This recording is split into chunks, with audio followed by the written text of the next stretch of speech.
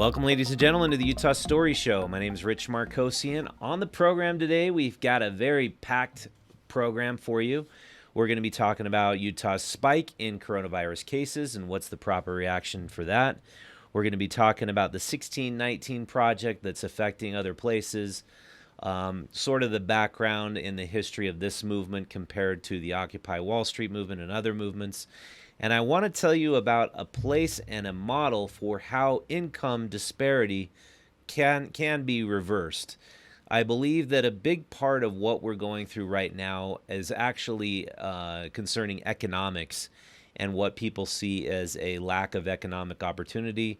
And we're going to show you an example from a place near Dallas, Texas, where they're reversing the trend of income disparity by introducing urban farms and urban farming. It's a really cool story that I want to share with you. And then finally, we're going to do a high mountain report from Church Fork in Millcreek Canyon, where I take you to this beautiful place, show you the springs, show you this place I took my dogs. It's really going to be a fun show today. So before we get started, I want to tell you about Canyon Meadows grass-fed beef. If you haven't tried pasture-raised beef, you've got to try Canyon Meadows. Their ranch is located in eastern Utah in beautiful Altamont. Visit cmrbeef.com to stock up on ground beef, roasts, and steaks. They have pickup locations throughout Salt Lake. They're at most farmers markets, which you can now attend in downtown Salt Lake City. And if you haven't tasted the difference between factory farm beef and pasture-raised beef, you really need to give it a shot. Go visit their website and pick up a package of steaks, ribs, ground beef, or roast. Just last weekend, I smoked overnight this package of beef ribs, and it was just like fall off the bone, extremely tender. Everybody absolutely loved it. I used some cherry wood to do that, and it was an awesome thing. And it's just like more tender. It's more fatty than typical grass-fed beef. You're not lacking at all in flavor. They really know how to do it right because their pastures are amazing. And I've done a video on them if you want to check out on the YouTube channel. The video I did on Canyon Meadows, when I went down there, it's just an amazing place where these cows are grazing on 3-foot tall, extremely rich, lush pastures, and they rotate them intensively, mimicking what happened naturally with large herbivores, where they would mow and then move and then mow and then move. And it actually is altogether regenerative to the environment. It's good for the environment the way they practice it. So go check them out at cmrbeef.com, and you will really enjoy your first package of steaks. All right. So big news today. 676 new cases reported of coronavirus. 5,514 new tests were taken yesterday. 12.3% were positive. That's much higher than what we've seen in the past. We've now had 317,000 people tested, and our rate of those being positive is now 6.3%, according to Deseret News. So 2 more Utahns died. 1 man was between the ages of 65 and 84 in Salt Lake County, and 1 man was over 85. Both men were in long-term care facilities. I appreciate the Deseret News for providing that information. It's just very scant information about who is dying. And while it's obviously a grim statistic, and this is very sad news, we absolutely need our elders in our communities. They do nothing but add value to our lives. But we need to protect these people, and we need to protect the vulnerable. And what does this all mean? I mean, the news comes out, we could get all very, very scared and then decide, okay, we need to lock down more. But what this means is Utah has a 1.2% mortality rate. We are the second lowest in the entire nation. And certainly there is a risk. But on the flip side, the Salt Lake Tribune, Robert Gerke, is heavily criticizing our governor because we are not scaling back our orange opening. He's saying we need to shut down our economy again. We need to close businesses. And I'm a subscriber to the Tribune, but this really bothers me because Robert Gerke isn't talking to small business owners. If he had to go home at night and explain to his children why he can't feed them because his business is closing because they're shutting down the economy, maybe he'd understand the problem of shutting down the economy again. People need to feed their families. People need to pay their mortgages. We can't rely on the government for that. And that is the much more important issue here.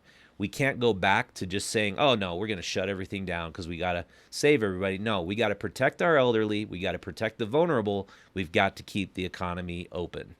And so anyway, I would really like Mr. Gerke to go talk to some small business owners about what they would think about, going back to just shutting down their businesses and trying to figure out how they're going to pay their payroll when there's no more PPP money, no more emergency disaster money. We're kind of running low on our funding, and I honestly don't know. We're heavily reliant on restaurants for our advertising. If our digital pivot continues to be successful, we've had a lot of success. We'll keep going and we'll keep finding new advertisers, but local businesses are our advertisers. If they're closed, we go out of business too. And I'd like Mr. Gerke, who works for the nonprofit foundation that's now the Salt Lake Tribune, to understand that fact and go maybe visit Main Street or visit some small businesses and see how they feel about closing their doors again before he says that absolutely Governor Herbert is making the wrong move. All right, so I wanted to also get into the problem with printing money, because another point is, well, why don't we just continue to print more money and give more people more handouts? Utahns have really benefited. Utah businesses have benefited. I think it was something like the order of close to $2 billion that Utah businesses have received from the CARES Act. The big problem is that we are so economically illiterate. And while monetary policy seems like something that would be enormously difficult to understand, I heard a very good analogy. If you're playing Monopoly and you've got all you've got the board and you got all the cash, and then all of a sudden you double the amount of cash you're playing with, what do you think is going to happen to all the properties that you want to buy up that are as you go around and play the game? If you double the amount of cash in the game, of course the prices are going to go up. So if we print another $10 trillion, that might be a Band-Aid fix in the short term. But the long term is all of our products that we buy, everything that we need to spend money on is going to increase in cost. And so we all suffer the consequences of inflation. And there's no question about it. Ask any economist with any PhD or who is reputable, what's going to happen if you print more and more and more money? Of course, we're going to experience inflation. We might see some of the highest inflation we've ever had. I did a couple of podcast episodes talking about monetary policy and basically what I learned in examining this topic on my own. But we need our economies. We as humans living in these dense cities with all these people, we absolutely need our economies to function, and we need to practice social distancing. We need to wear masks. I'm glad that Governor Herbert realizes we just cannot survive without the risk, involved with going out every day. So we need our economies, we need our jobs, we need to be able to go to work every day and earn a paycheck by maintaining a function in society, and you cannot shut down all of our economy. It's not going to work. It's not viable. And so all the columnists, usually liberals, who think that this is a terrible idea to keep the economy open, talk to small businesses, talk to small business owners. This issue doesn't need to be politicized at all. It just needs to be about common sense. And common sense is that people need to pay their bills and people need to stay safe and people understand the risk that's involved. And the Tribune, they don't believe that it is in our best interest to understand who is dying of coronavirus and what the ages are. That's irresponsible, according to them, I guess, because they don't ever put those numbers in the paper. I saw one story in the last month that actually mentions and gives a rundown of the people who have died, and 94% of them have had pre-existing conditions or they're elderly, and a lot of them, unfortunately, are in these long-term care facilities, the majority of them. And so we need to keep coronavirus out of those long-term care facilities. Obviously, we did an extreme, and this happened all over the United States, an extreme disservice by not just locking down those facilities and not allowing people in them, visitors or otherwise, because once they get in those facilities, it just creates havoc. Okay. I want to shift gears completely now and talk about mass incarceration in the United States. I really think that's a big part of this Black Lives Matter movement. They've been demonstrating and protesting almost every day in downtown Salt Lake City. And the Black Lives movement in Utah is a bunch of white people holding up signs who basically feel very guilty about being white. And I've encountered these people in the past, and they're visit our YouTube channel, and I'll show you a video. Maybe we can play that. They're just angry people who feel ashamed of being white, and I don't share that sentiment, and I don't believe that institutional systemic racism exists in this country because the statistics say it does not exist. There are the same number of white people killed by officers every year as there are black people. And what I want to get into now is incarceration, which is a major problem. There are more black men incarcerated than go to in the United States than end up going to university or college. There's 4%. There are 2 million people incarcerated in the United States, and with 4% of the world's population, we have 20% of the people imprisoned worldwide. There is deep class and racial inequalities and injustices in terms of who ends up behind bars. The likelihood of being incarcerated over a lifetime is currently 1 in 3 for black men and 1 in 6 for Latino men, compared to 1 in 17 for white men. This idea that non-violent offenders, mostly those who've been convicted for drugs, need to get out, that's exactly what I believe needs to happen. That should be the heart of criminal justice reform. We should stop locking up, of course, people with marijuana possession charges. That needs to end. But should we just defund the police? Absolutely, that's absolutely insane. Look what's happened to this wonderful place called the Free State of Chaz in Seattle, where there's no law and order at all, and basically people can run around as anarchists and do whatever they want. Now people are being killed and shot, and it's everything's going to hell in a handbasket, of course, because there needs to be law and order, of course. And when there is no law and order, chaos ensues.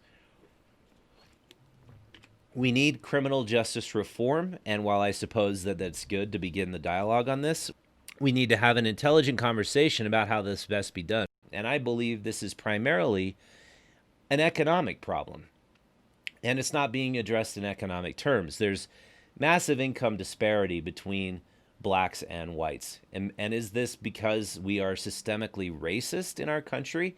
No, it's because there's more black people living at the lower ends of the socioeconomic spectrum than there are white people.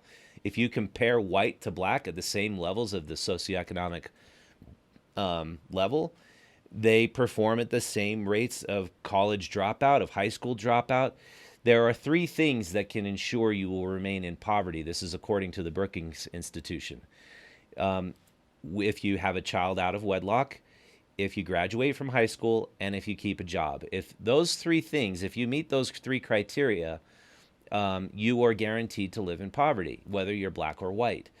And it just runs along racial lines. But there are, percentage-wise, there are more black people who are suffering the lowest ends of the socioeconomic disparity. So I came across a really interesting article and a video I want to share with you. I want to share this video. This comes from a community outside of Dallas, Texas. It was basically a food desert, very little economic opportunity there.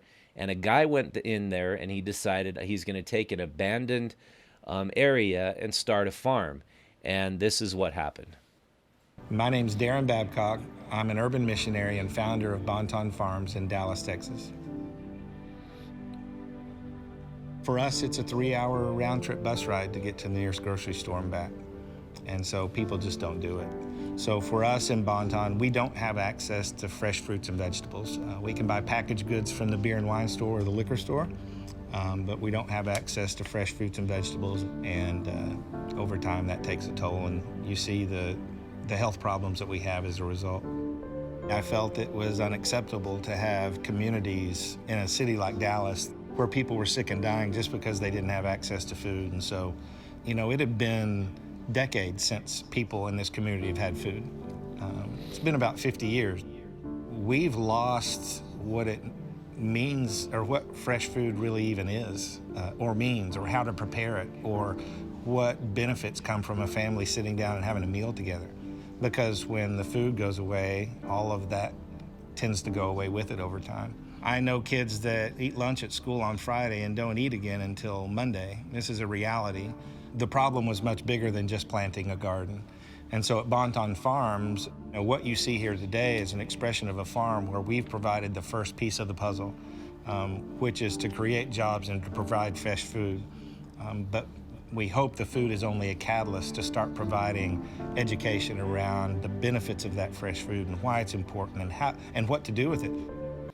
So what he's done is, by opening an urban farm, he's connecting people with the food that they're eating. It's a pretty simple concept, but this kind of idea has been replicated in places like Detroit and Philadelphia and even here in Utah. And getting more communities centered around even urban farms where they can see how food is produced, and they're providing jobs, which is basically manual labor or no skill, low skill jobs. That produces economic opportunity. It produces a way for people to get nutritious, good food. I think one of the biggest problems is that in these sort of inner city suburban areas that have basically become food deserts, not only do you have a lack of economic opportunity, but you have prevalence of obesity because people eat so poorly, and then you have a prevalence of just hopelessness because they don't see anything around them that's a job that they would want to have. But working with animals, working with the land, working with plants, I think those are the types of jobs everybody would want to have. Working outside, I just think that this is a model that more places need to replicate. And what I was really happy to see about this article is a philanthropist has donated a bunch of money to triple the size of his farm and his operation, so he's going to be hiring far more people and providing far more fresh, delicious, healthy food to his local community. So what could be better than that? And beyond that, they're doing mini houses on this land that was donated. I think that one of the major problems is these housing projects that get produced, and the lowest end housing that is people are living in. It's just, there's no ownership over it because it's so dilapidated. I like the idea of letting people have a tiny little property, a mini house that they can take care of, that they can maybe even own, and let them start somewhere with ownership. And that's all a part of this story. So I recommend you go check it out. I'll put a link to it in the bottom of the description and also on utahstories.com. So I also wanted to talk about the 1619 project. Before I get into that, I want to tell you about a new advertiser, sponsor of Utah Stories show. The lakes are open. So get out of the house and rent a jet ski from Action Toy Rental. This summer, rent 2 jet skis for as low as $277 per day. Take your friends and family to the lake and enjoy some of their fast Yamaha jet skis that can pull someone on a tube, wakeboard, or water skis. Book them online using coupon code UT2020 and save an additional $40. You don't want to wait until the last minute to make your reservation because the weekends book up quickly. So go to actiontoyrental.com to see what days are available and book your 2 jet skis for any day you want to go to the lake. Action Toy Rentals offers lakeside delivery, or you can pick them up at the Salt Lake City location and bring them to any lake in Utah. Action Toy Rental is Utah's jet ski rental company. They have 5-star reviews from Wave Runner, boat, and jet ski rating customers because they focus on being affordable, flexible, and easy to work with while still providing high-quality, top-of-the-line water sport machines. Go to actiontoyrental.com and bring the fun to your next day on the lake. The lakes are open, and remember to use coupon code UT2020 when booking online or over the phone so you get that extra discount, and so we get credit for bringing you there. So the 1619 Project is what is behind the tearing down of all these amazing historic statues all over the country. People just are making a big event out of it. They're showing up with their friends. They're lassoing a giant rope around the statue's head, and they're pulling it down using their vehicle or their strength. And wow, that sounds like a really fun night.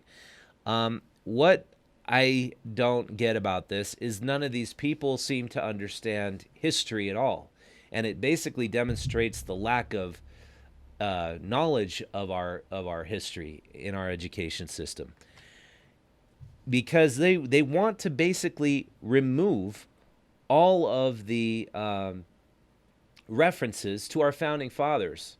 And if you do that, I actually find this quite scary.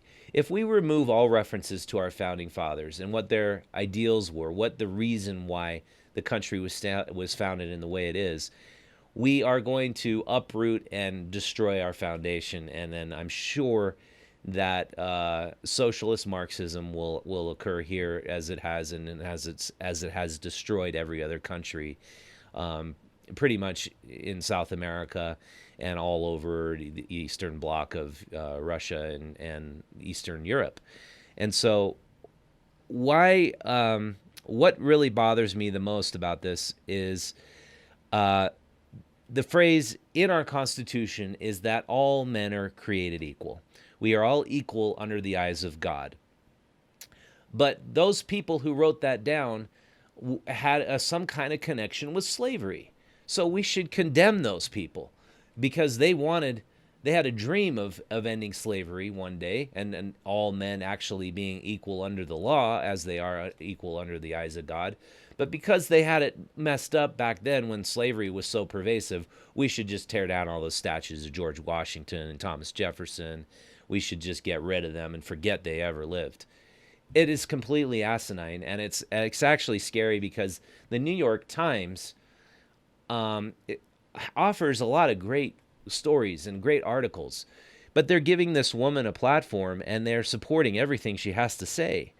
And I just think her name's Nicole Hannah-Jones, who wrote and founded the 1619 Project, who wants to see all of our statues destroyed. So I started thinking about this movement in terms of how it's shaping up compared to the Occupy Wall Street movement. That was a movement that was just starting up when I started the magazine about 10 years ago. So the occupiers, they had this resolute campaign to show income disparity and that we needed to stop Wall Street from basically destroying our communities.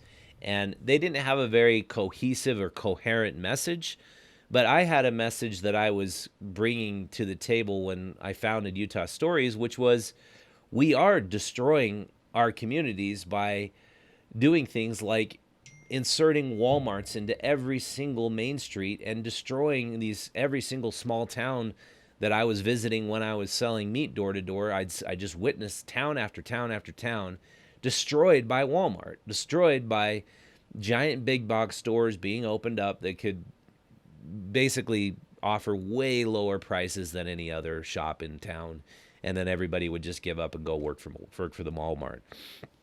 And I've come to believe that Walmart, there's nothing wrong inherently with Walmart or the corporate America model.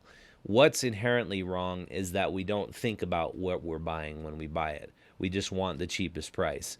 We just go and we try to find who's offering the lowest price for ground beef this week, and we don't consider how the cow was raised, or how the cow was butchered, and what the environment was, how many hormones were pumped into that cow, how many steroids were put in it, what were the conditions. We don't get educated as consumers, and that's really the problem with that model. But I became basically an opponent of cronyism. And cronyism, it's politicians who basically facilitate the growth, the massive growth of corporate America in local communities. That shouldn't be happening. Our politicians should be working for small, independent, local businesses, because those are the businesses that make up our communities and make our communities strong and resilient. And so I get their message is with the occupiers. This 1619 project is quite different. I just don't understand what the end game is here. Like, if we forget our history, then what? So we don't know where we should go, and we just hit the big restart button. And it's very similar to what we found, of course, in the novel 1984, which I've just been reading, and I'm going to do a very thorough report on dystopian models in a future episode. I'm reading Atlas Shrugged, and I'm reading 1984, and I'm going to do a comparison of those. But basically, if we forget our past, if we forget where we came from, we definitely don't know where we're going in the future. And Bob Marley said those words, a very famous African-American reggae singer. Actually, he was from Jamaica. And if you don't know where you came from, you don't know where you're going. And so I believe the words of Bob Marley is much stronger than this lady. And I think she should listen to some Bob Marley to gain a little bit of insight. So finally, I want to take you up to Church Fork in Millcreek Canyon for our high mountain trail report. But before I do, I want to tell you about the Carpet Barn. So, if I can find the ad here. Okay. The Carpet Barn is located in South Salt Lake. They've been in the carpet business for over 40 years. Their staff is friendly and helpful, and they have a huge selection of carpet, which, if you are looking to save money, it is truly awesome for the price. I carpeted my basement a few months ago with one of their higher-end carpets, $9 per yard, and it was far superior to the previous carpet, which I paid $12 a yard for. So for all your carpeting needs, visit the Carpet Barn in South Salt Lake and mention you heard about them on Utah Stories. Okay, so without further ado, let me take you up to where I was going the last 2 mornings. So I'm going to show you this footage of me going up along the river. This is Church Fork. There's a stream that goes all the way along the trail. So if you've got dogs and it's hot out like it's been the last few days, you follow this and they have constant access to water. And now I want to show you a clip of where I stopped and I got a drink from a spring. I tried to show this as best I could, but as you can see, Joey always takes over. Those of you who are watching on YouTube, you can see. You can't see it, obviously, if you're listening. But if I'm drinking from any spring, Joey always brings his massive tongue into my face, and he starts taking the water from me, showing me how huge and powerful he is. He's my Irish setter dog. And he always comes with me, as it does my dog Scamps, and who's my golden retriever. And we always have a ton of fun. And the last 2 days, I've been feeling great, and I've been going up and getting 6 to 7 miles on the trails. And I think that's why I've got these allergies. I've been coughing, but I hopefully don't have anything worse than that. So thank you again very much for making this show grow and sharing it with your friends. That has actually been the #1 way we are growing this show. We are not into social media, unfortunately. I don't like Twitter. I don't like Facebook. I don't like Instagram.